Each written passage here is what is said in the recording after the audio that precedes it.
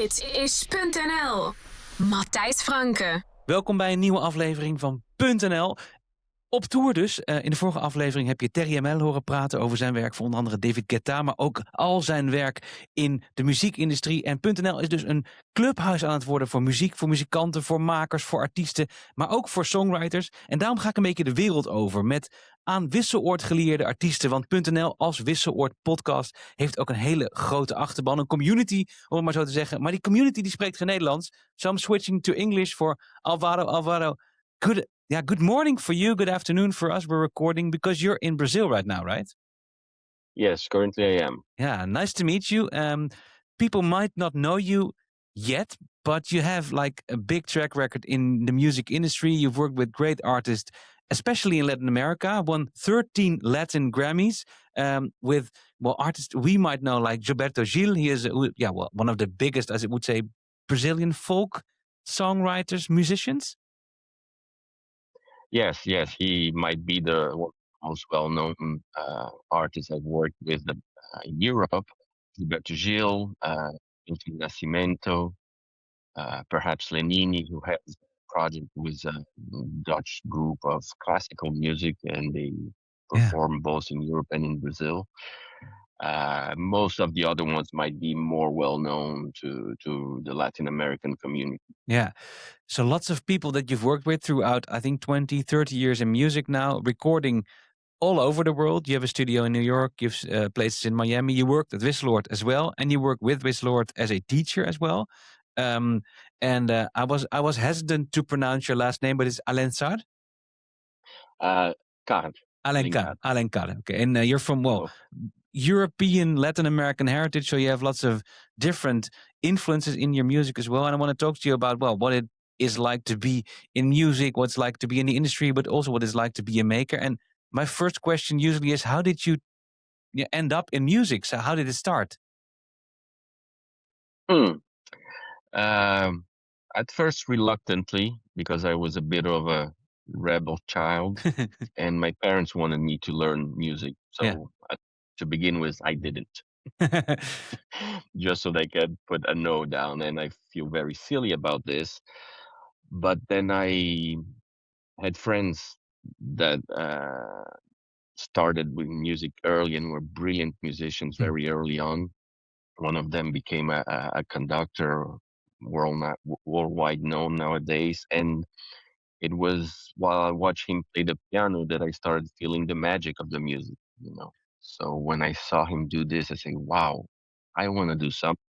This is amazing. Yeah. And from there, I just started learning a little bit of piano. That when I was living still in Europe, in Switzerland. Then I moved to Brazil in my mid-teens, met other music friends, started a band. And from there on, it developed into, passion for music. And I discovered recording while we were doing our demos. Yeah. And recorded our first album, and this completely got me hooked into this world of music recording production. Yeah, because soon you got from being in a band also to producing and songwriting, etc. Why was this your chosen job? Why did you choose to go that way? Because lots of artists they want to produce and record themselves, but you pretty early on chose to go into producing and songwriting even more. Yeah, I would say that mostly it's because I don't like being on stage. What's nice to have you here. Thanks for that. Yeah. So I found out that the studio was this amazing place where we could, play with the music, create, and really study that whole universe. Yeah. And without having to, show my face. I mean, that's gone now with Instagram. Everybody needs to be on Instagram. So my desire to stay behind the scenes is a little out the wall now, but. But you're still mostly working behind the scenes in a way that you're not on big stages, but working with all these big artists, and also lesser known artists, of course. And you also teach at the Wisseloord Academy, so it's a broad spectrum of things that you do, so to say. What is, if you would have to choose one, what's your favorite thing about doing this work, about being a producer, songwriter, being in music? Uh, it's hard to point one, but I think perhaps the all of the different things I like end up coming together. You're able to complete an expression, Yeah. an emotional expression through the music, you know. So it comes from being with people, it comes from the research, building that song, uh, understanding what frequencies we're putting out there. You know, this is all a world of frequencies. So being in the studio and trying to find which are better communicating and how they fit together, it's a endless exploration. Perhaps, you know, getting all of this human effort Yeah. together to come to that expression is what really gets me happy. I'm the happiest in music when we complete a song and we see that, you know, it did its job. It sounds great. Yeah, that's nice. So you like working with the different frequencies, which are both musically, but also in a way with words. People also want to express their feelings in a way. Um, what is, you would say, a key success factor to make great music? Let alone just not just making hits, but just making great music, because there's also a whole world behind that and an industry. But if you start as an artist, or if you're an experienced artist and you want to make great music, what do you need to do? That question is tricky, Matthijs, because the minute you say the word industry and the need to deliver results for reasons that are other than expressing something to the collective, then you get into a whole complicated conversation. But I would say perhaps the most critical moment, the decision, is when an artist goes into that process with the intention of getting something that will really be a strong expression of emotions for Mm. others, you know, and willing to celebrate their own inner vision without consideration for rewarding acceptance, Yeah. gratification, but just, you know, for the offering itself. Yeah, so you should never want to start with, I want to write a hit. You should start off with, I want to express my feelings. I want to express my opinion about something, or anything else. And from that, look for, okay, what is then my vision, my sound? And how do you help people with that? So as a songwriter and producer, you're behind the scenes also, I think, well, coordinating this and helping people to do so. How do you do that? Hmm. I would say it starts with a human process, you know, getting to know each other and understanding how deep we're willing to go in terms of that exploration. Yeah. Um, it requires being focused, and it requires patience and Yeah. exploration. You know, one thing that is being very challenging for me nowadays in making music is that there's a lot of pre-made stuff. Pre-made You stuff. know, pre-made stuff, sounds, loops, ideas, concepts, images, projections, and all this pre-made stuff makes it very hard to get the uniqueness of its art. Hmm. So I try to bring them to this place where they're willing to explore. Unfortunately, I don't know how much that's gonna land because some of the material might not be so well known. But if you look at my discography, most of my work was big artists where is either their first project Yeah. in their career or a transitional project. You know, they were looking for something different, and that's normally when they come in, and I perhaps put them more at ease with that. You know, Yeah. I'm not usually the guy who does the big hit that becomes their biggest well-known song that everybody sings. No, and so this is also the place where you feel most at home, in the transition or at the beginning, which is also a transition in a way, I'd say. Yes, yes. Well, it's because the exploration factor is very very present in these moments, and I really appreciate that. I appreciate the quest. You know, what's the offering? You know, what are we really trying to say that's Yeah. unique and different? So sometimes the unique and different has a little bit more trouble reaching the mass, but it's also often where we find, you know, uh, real contributions. Hearing a song that really touches our heart. Yeah. Not that a hit can't, of course, No. but No, a in hit can, very but a hit itself, it's not. There are lots of different. We already discussed that, I guess. Lots of different things determine if something becomes a hit. Way more than things way beyond your own reach, maybe even as a songwriter or even as an artist. Yeah, you just need to write songs. And I also hear you say write great songs. And I also hear you say you need to have patience and take time for exploration. But on the other hand, you see more and more around the world big artists popping up early on in their careers and feeling the pressure to produce because, well, I think when you started your career, it was okay for an artist to create an album, tour for a couple of years, then go back to the studio, and then maybe 5, 6, 7 years later come up with a new album. But it's expected of them to keep releasing, to keep the streams going, to keep social media going. How should you balance that out as a up and coming artist with maybe one first hit? it, yeah, this is an existential question for me Yeah. even, because the way the music industry evolved and the communication technologies evolved, it created that gigantic pressure on artists to deliver all the time. And I think a lot of artists would agree with me, both of the younger generation and all the different generations up to mine and even past, that is not a very positive creative aspect of the career right now. No. So I'm having to existentially deal with that myself to see how I can contribute to that process in a way that we can bring back a little bit of that exploration. Yeah, so you need exploration, but you also need speed in a way, and so it's a big challenge to come up with a solution that maybe incorporates both a little bit. It's a big challenge. Yeah. Yes, and I'm not quite sure I have an answer to that. I'm not even sure I have a good path.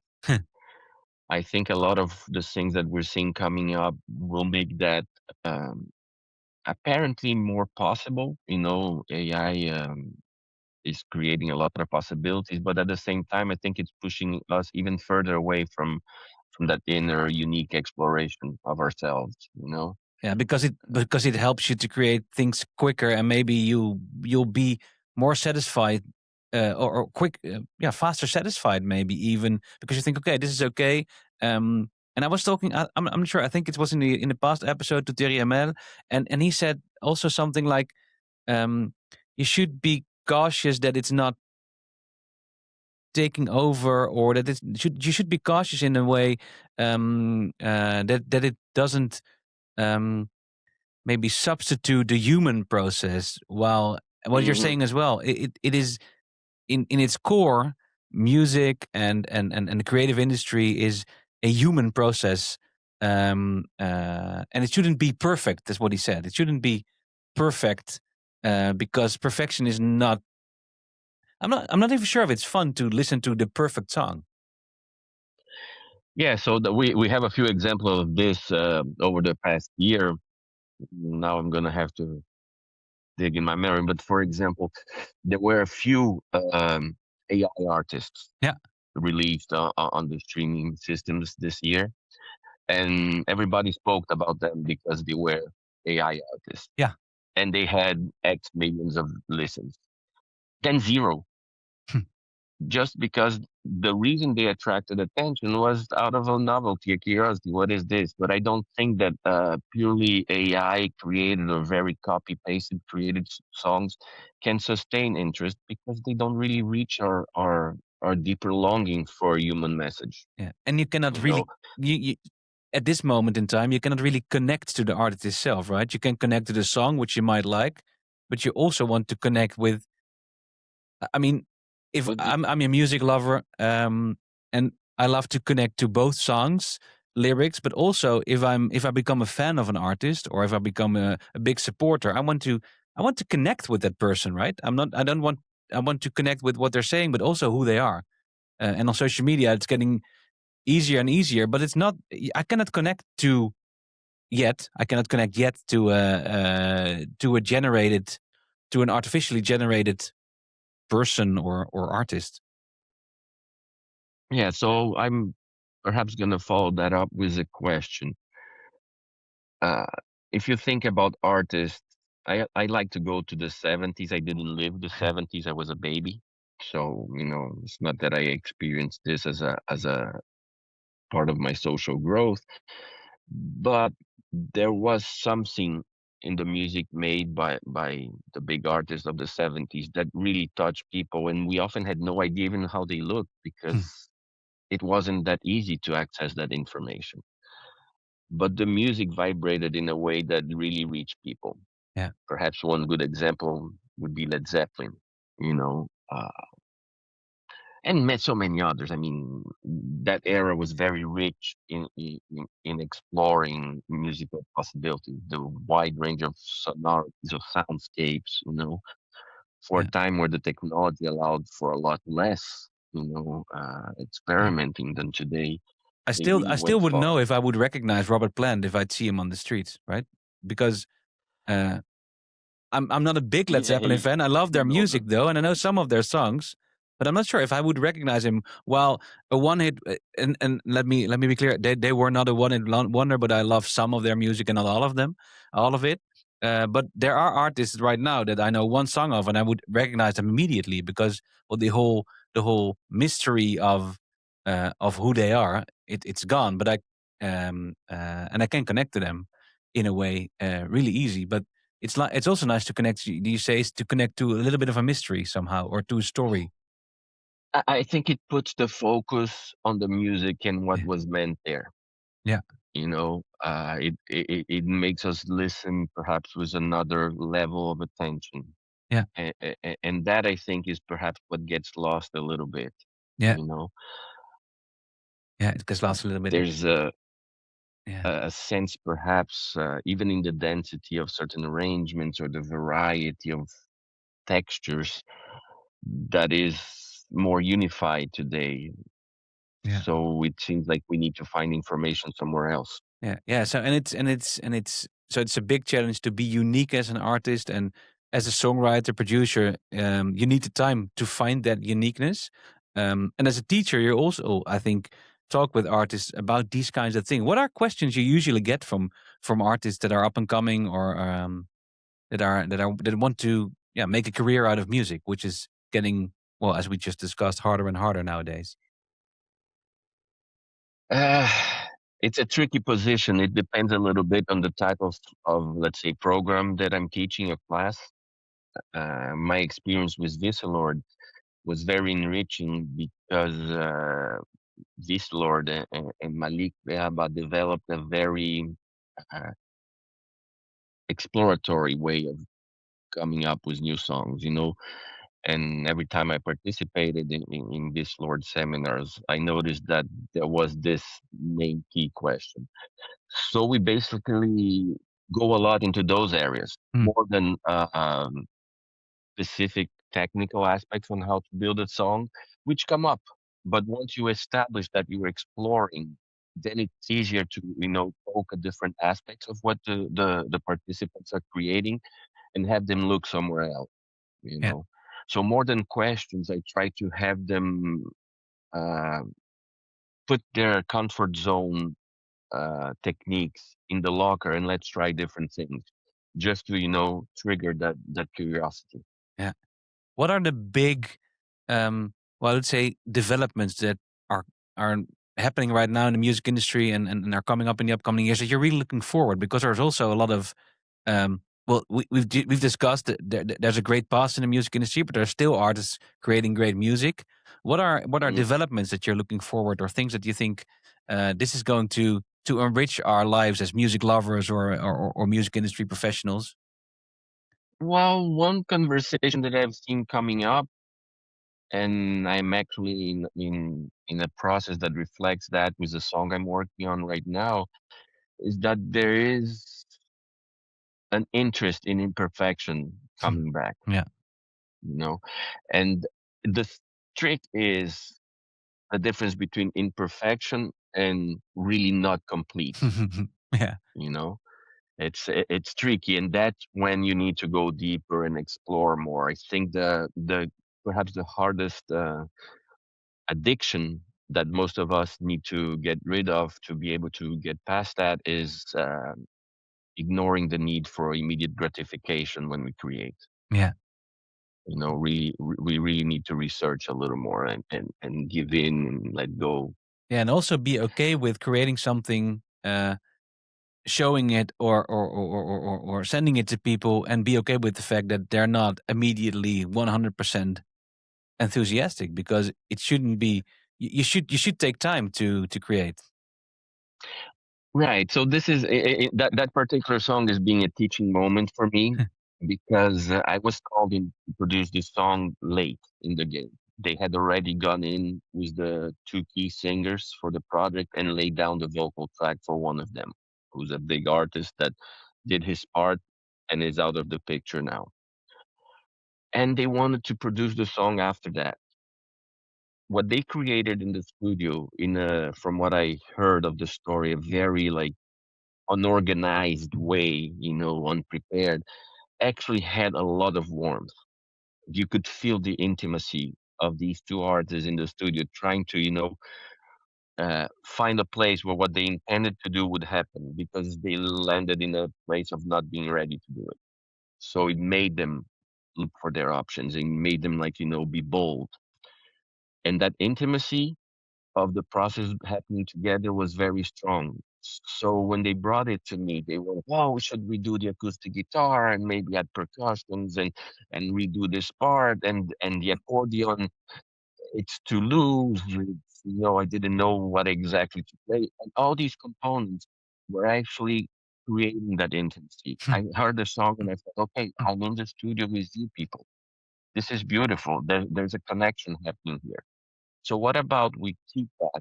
We fix just, you know, the teeny little things that might be a little overboard, Yeah, and we try to maintain as much of that recording as possible. Because if we change the guitar and then we fix the accordion and then we add this, suddenly that emotional space that was created and that delivered those it's vocal gone. performances is not going to be there.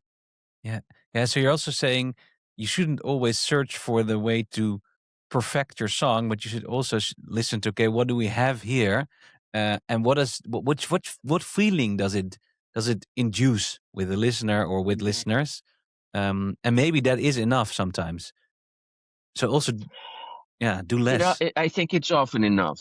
Yeah. Depends on what you're looking forward to. You know, of course, if you're looking for a big dance hit that needs a lot of punch and groove and texture changes to keep like the attention all the time on while the beat is pushing your body forward, okay, then you do need to Yeah. have those elements in place. In this case, we're talking more of a. It was more of a like folk style performance. You know. Yeah, and then you want the warmth and the intimacy of the artist just playing. Also, when you're listening to it, you want to hear the details of the song, and the details. A guitar might be, it's still an acoustic instrument sometimes, so you want to hear that. It shouldn't maybe not be uh that edge shouldn't be taken off. Exactly, Yeah, exactly. You know, of course, that then I think the attention needs to be a little bit, of course, on the level of that performance. You know, yeah, this thing happened without preparation because the musicians in the room, the two singers, and one of them playing the guitar, they did their homework. They spent years, you know, honing their playing and their singing, so they're able to express. yeah. They don't able to go in and express. And unfortunately, a lot of even the big artists of today sometimes went through a process where they were never asked to go that deep Mm. into understanding their process because there was a lot of technical support around. So they sound good in the end. Yeah. But if you hear the raw material, there's a lot more that could be expressed at that level. Nice. Yeah, it's a nice. I think that's a nice lesson. And maybe before we round up, I have one final question. If an artist comes to you and you have to give them one golden tip, what would it be? If there will just be one. You're asking for all the lottery tickets. Yeah. I want to know it. I want to know how to do it.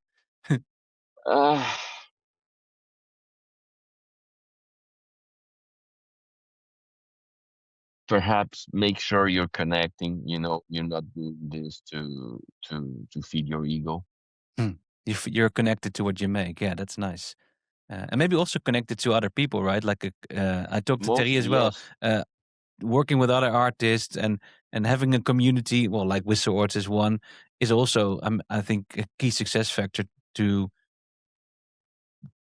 have different maybe angles or perspectives on your work and it enriches you.